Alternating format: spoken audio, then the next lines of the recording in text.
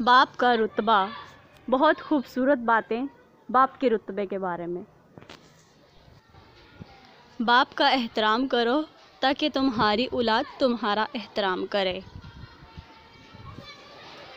बाप की इज़्ज़त करो ताकि इससे फैज़ याब हो सको।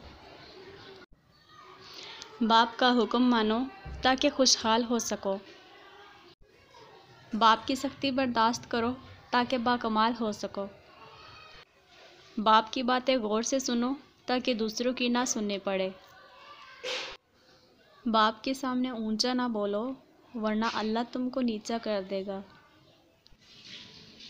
बाप एक किताब है जिस पर तजर्बात तहरीर होते हैं। बाप के आंसू तुम्हारे दुख से ना गिरें वरना अल्लाह तुमको जन्नत से गिरा दे।